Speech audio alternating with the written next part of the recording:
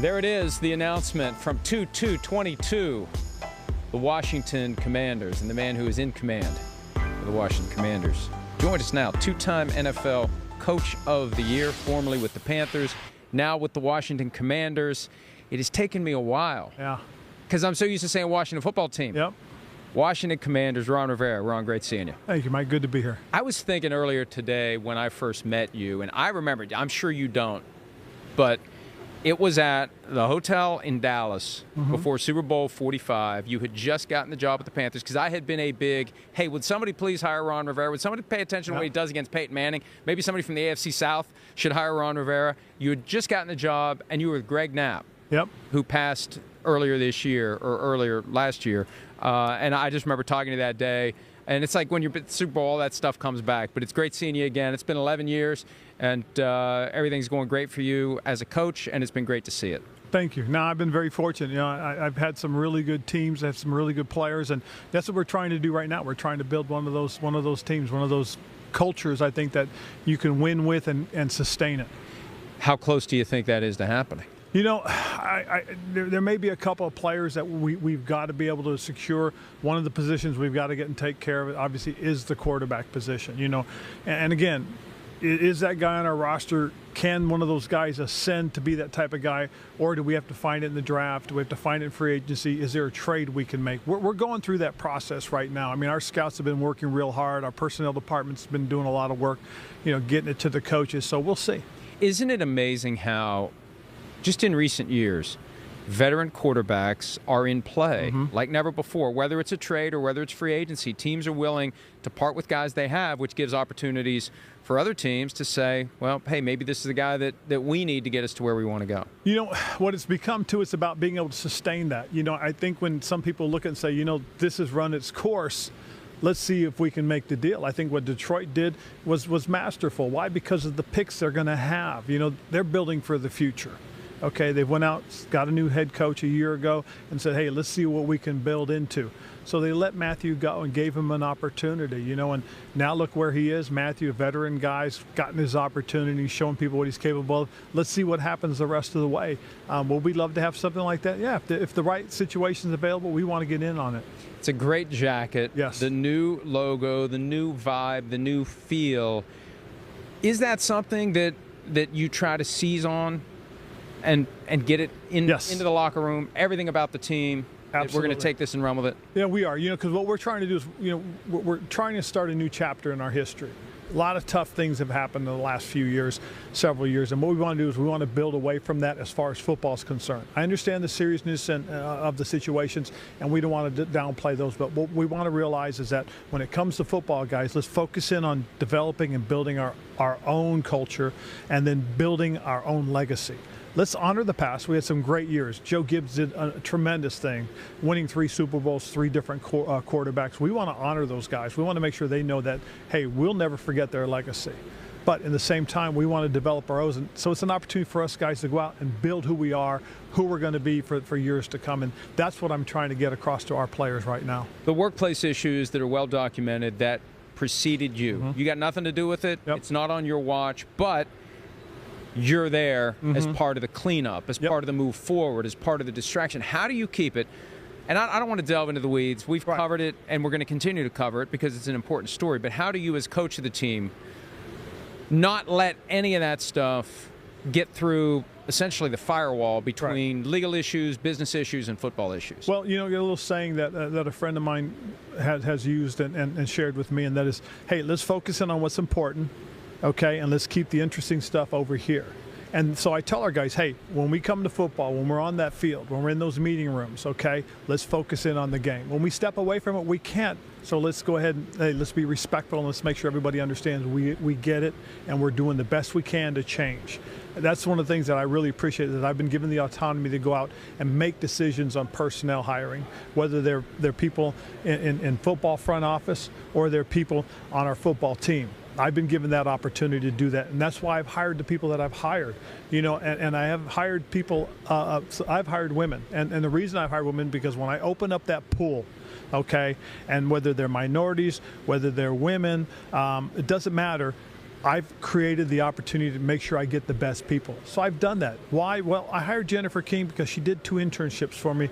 She worked in college football. She worked in the pro league in the spring. So she's earned the opportunity. Okay, I hired Natalia Durantes as my chief of staff. Why did I do that? Because Natalia was at Texas A&M working her way up the ranks there and came highly recommended. I interviewed her. I love the personality. I love who she is, and I believe she's going to help us go forward. So those are the things that I've been able to do. Why? Because I believe those are the right things for us.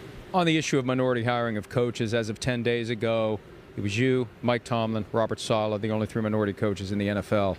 Then came the Brian Flores lawsuit. I was blown away by the fact that you got a guy who's basically coming to the table and he's putting his career on the line as a practical matter. I mean, we know how it works. There's only 32 teams. I never thought anyone would ever do that. And I think the NFL thought no one would ever do that, which may have been one of the reasons why the NFL never really changed, because they knew they were never going to face what Brian Flores decided to do. And first of all, I think what Brian's doing is courageous, and it really truly is bringing everything to the forefront and to the light. And I think it is important, because the biggest problem, in my opinion, that minorities face is that people don't know these guys. You have to get to know who they are to give them opportunities. I have a friend who's in sales, and one of the things he's always told me is that you need 3 elements if you're going to sell.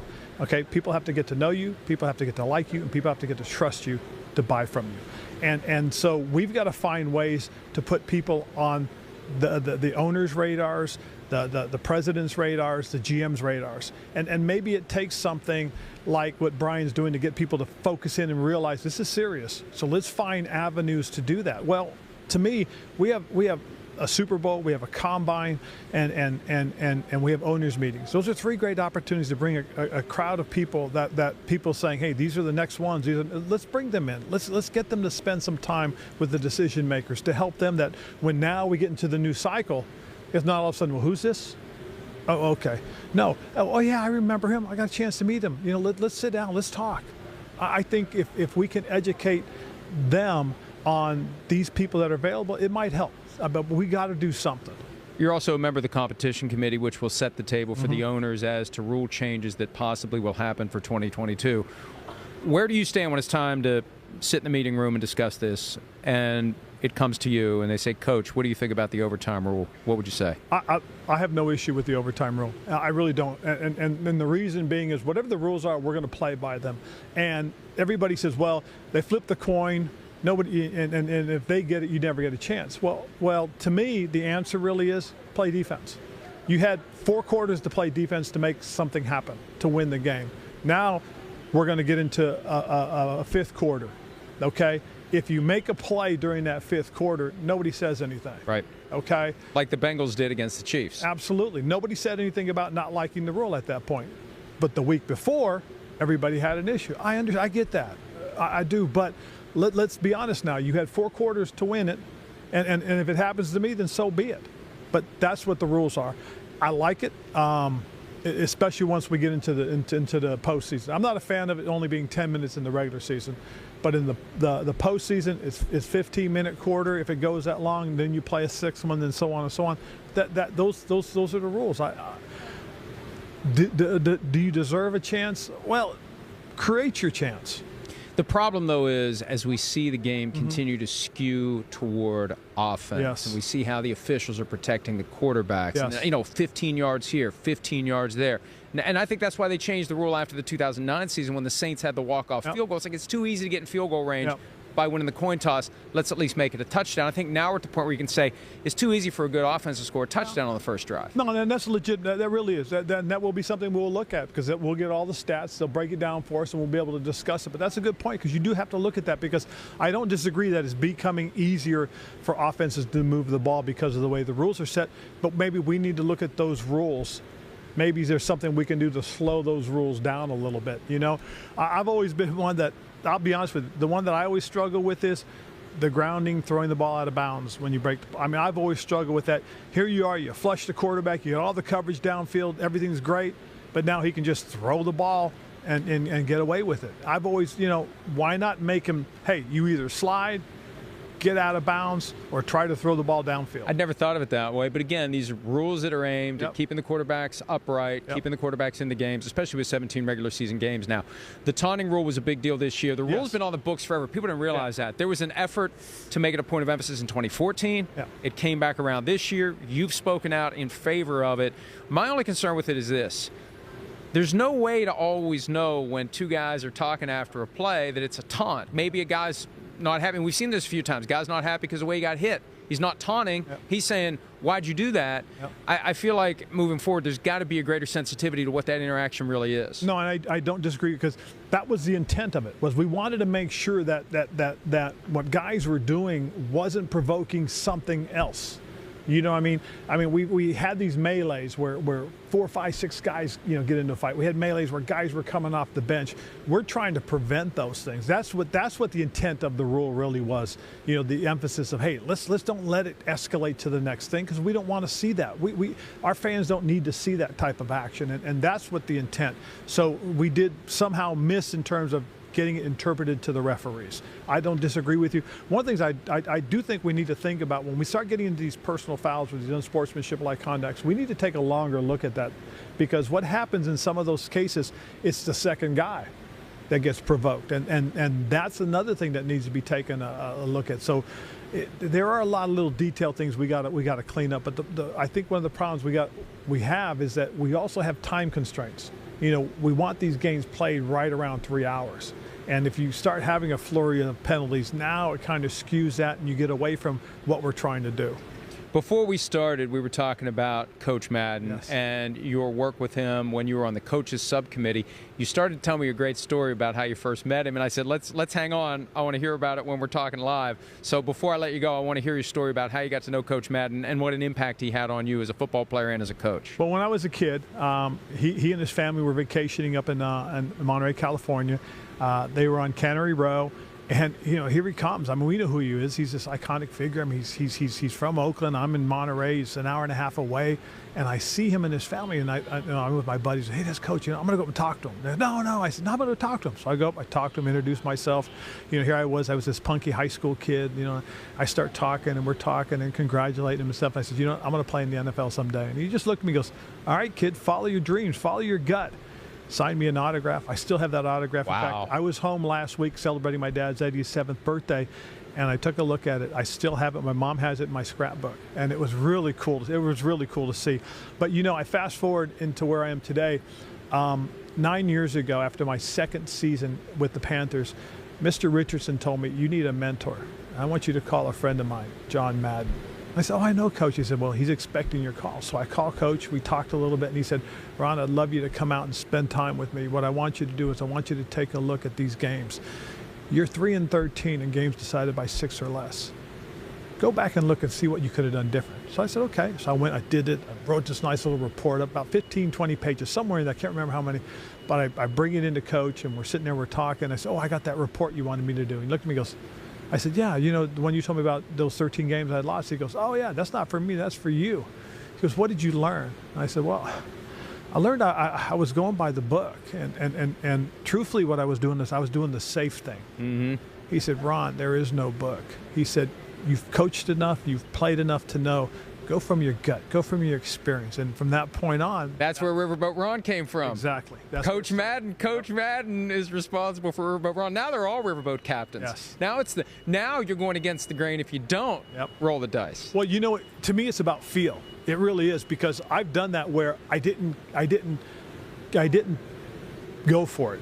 I punted. Why? Because I felt we're playing good defense. We could trap them, and we did. We trapped the team down there, got the ball back, and then scored the game winner. And you know what? People get mad because they think I'm anti-analytics. I'm in favor of having all the numbers at your disposal, but at the end of the day, somebody who's got years of experience, who's been through situation after situation after situation, who understands which way the wind's blowing, what's happening, how you're playing, how they're playing, and it all comes into one pot that gets stirred, and you have a gut feeling on what to do. Well, the analytics aren't there to make the decision. They're to help you. They're a tool to be used, to sit there and look at it, because one thing analytics can't tell you about is the weather. It can't tell you about the referees. It can't tell you about the opponent, okay? It can just tell you what the numbers tell you. So you've got to have a good feel for what's going on at that moment with your team, with your opponent, with the fans, with the referees. All right, well, Coach, whenever you're ready to hang up the Letterman jacket for good, you can have Sim's seat, because this is more fun. Sorry, Chris, you weren't here today. That's what happens. You got Wally pipped by Ron Rivera. Hi, I'm Mike Tirico, and thanks for watching. Make sure to hit subscribe for the latest news and highlights from NBC Sports.